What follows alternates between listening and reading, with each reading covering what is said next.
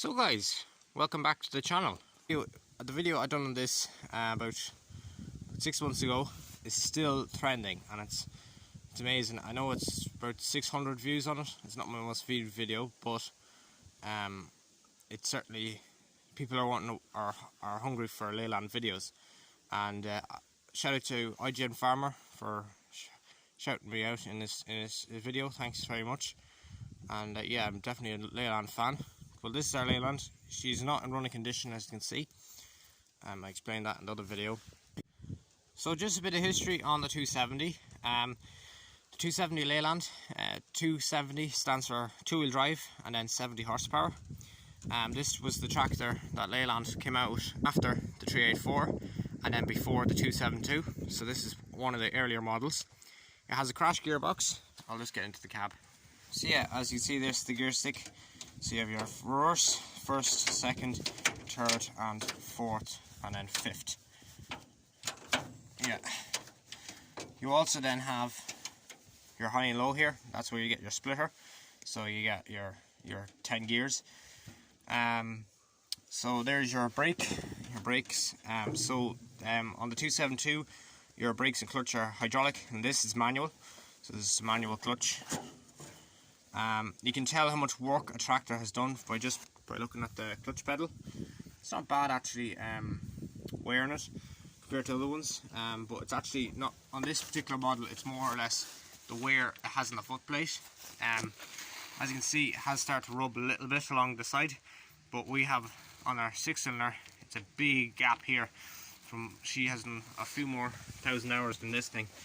That is for unlocking your pick and pitch. Here's your PTO lift. Put it in engaged. That is to engage your PTO as well. Another PTO clutch. Here, there's your diff lock. Your brakes are down here. There's your stopper. You pull that out to stop. I think that is your, don't know necessarily how that is your ignition anyway, and that could be for like a horn or something. But as you can see on the clock, it is a bit grubby. So she's done over 4,500 hours. So she is it's not a bad amount of that's not bad for the tractor this age. There's a lot of tractors with a lot more hours than that, but there's your water, your fuel, and your oil, and then your battery. And there's your original steering. Steering is not in the baddest of nicks. It's not worn down to the bone, or to the steel, I should say. Would have been a lovely tractor. I know you can't really see out the windscreen now, it's all dirty. I actually cleaned this several times. Some help that was. Yeah, she's all there. That's the biggest thing. That's the nicest thing about this tractor. It's not the attention to detail on machines that I really like. Features that were on the tractor when it was bought, I don't like simple things like the lights. You'd see the light, that's the original light. That's perfect. Actually, that is perfect. And saying the far side, original steering wheel. The wheels even. These are the wheels that were fitted on the 270. They're nice. We have doors for it. Doors are perfect. But to get the arms off another 270 is brilliant too. Pick and pitch. We also have a toolbox. We got a toolbox, or it was fitted to it. It was rotted out. Dad actually fixed it. It's all here. So like if we got this thing running and done all the little bits and pieces on it, oh, I'd love it. It's good and solid. It's a very good solid tractor. So my dad actually didn't buy this for a lot of money. He bought it for only a couple of. It wasn't triple digits anyway. It was under 1,000 he paid for it. So yeah, you couldn't go wrong. The engine was turning over freely. So like, you know, it was only a matter of time before you got it running. It was just a pity that what happened to it. So my dad bought this in a few years back. He was going to restore it. The engine was turning over at the time, and then water got in the exhaust. So she is kind of as a cold seizure, as they call it. So it's not that she was running low in oil, where you have your whole engine burnt up and everything. everything's perfect on the engine. It's just it's locked. A bit of water got in the pistons. It takes very little for them pistons to stop turning, and there's so much resistance there. I think it's only one piston that actually stuck. But since then he did fill it with diesel and kerosene and any other brake fluid. He put everything in it just to try and start freeing it. Because you can see this nut here on the engine. I hope you can hear me properly with the wind. That nut, you can put a bar onto that ratchet and that will turn over your engine. We have the manifold taken off, or the exhaust as well, so there's no actual compression on it at the moment, so that we could actually turn it over. So the half shafts seals are gone on both sides. There's leaks there on the ground. Leaks worse on the inside, as you can see. Also it leaks here as well, so yeah, double trouble. So one of the biggest first things we're going to be doing with this, once we do get the engine going, is replace the two seals. But that entails a huge job of taking the whole PTO out and then the whole half shafts out from the differential to just get these seals put back on. But it has to be done. There's no way of getting around it. Well, that's great. That's not locked. Welded. Some people weld these. That's for your draft control. So when your implement hits a stone, that presses that button, that actually begins to lift the arms. It's like the Ferguson system. Some people weld them nuts, and oh, it just looks horrible. It has happened to another tractor of ours, but this one is perfect. Here he is. Come here. Hello.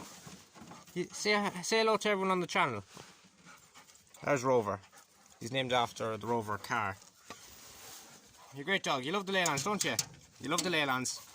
He's only a pup. He's such a good dog, aren't you, Rover? Good doggy. Good dog. Oh, alright. Full of life. And first, we actually have a brand new exhaust for it. We've so many things. There's so many things running for this tractor. Include have the panel work, and we have a brand. But we have all the side panels. We have side panels. We have the front panel done. We have the side panels done. We have the bonnet done. Next thing will be the grille. But we also we have a lot of things done on this tractor. Even though the engine's running, I know carpet before the horse, but your luck. He also fixed the toolbox that was used to be here. This is not its original seat. This is a seat out of a spare 465 Nutfield we have. It's down to the bare frame now, so that's why I've never really put it on the channel. But this is the seat off it. He has the brand. It's well, not original seat, because it was made in 1987.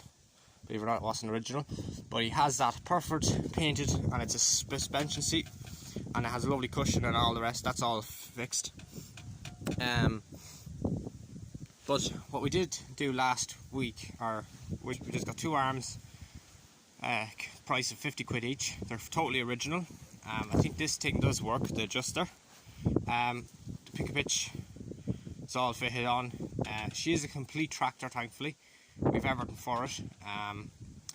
It's just the small things such as lights and a new plough lamp. She's supposed to be fitted with double plough lamps. Well, actually, it's so bad. But the actual inside's not too bad, I don't think. No, that's not half bad actually. In here is actually really good. Like if you get that sandblast, there'll be very little welding on it. This is your main frame. Once that's sound, I don't really mind with the tin. This is the main frame for your safety cab. Around the rest of the cab is not too bad. I know the wind here is. My apologies for the wind. Can't change anything about that. But yeah, overall she's very solid. The nice thing about these tractors that are unrestored is I would rather have a yoke that's unrestored than not. So there's nothing really being done wrong on it, if that makes sense. It's an open canvas. You're starting from a good foundation, if that makes sense. Because like you can see, there's no shit paint. Because you see it on tractor runs. I know there has been a tractor run because of all the COVID stuff, but you see them at a lot of the runs and stuff. Tractors look picture perfect from afar, and when you actually come near them, you can see that the people actually paint over rust, and the big bubbles of rust, and oh, it really does my head in. It really takes. The biggest thing now is to, because we're working on a workshop at the moment, trying to build a workshop, and hopefully we might get it up before the winter's out. Then we'll be sticking this tractor in along with the rest of them into the shed, keep them in out of the rain, and then we'll be hopefully can start working on it. Like we can take the out, like once she's under cover, you can take the engine apart in the tractor. And the best thing about this is try and get the engine freed out, get her starting, and then we'll strip the whole tractor down, take the wheels off, and then get those half shafts done, and then we can go for spinning it when everything else is done and dusted. Like it'll be so brilliant. I'm really looking forward to it, and I can't wait to make more videos on it. So yeah guys, if you like this sort of thing, make sure to subscribe. If you have any comments on the 270, just give me a notification, or just say it down in the comments. I'll script it, as Lord Muck would say. And yeah, definitely give us a shout on any things you want to know about it, and let me know what you think. So yeah, I'll see you again soon guys. Bye for now. Lovely Saturday. Bye.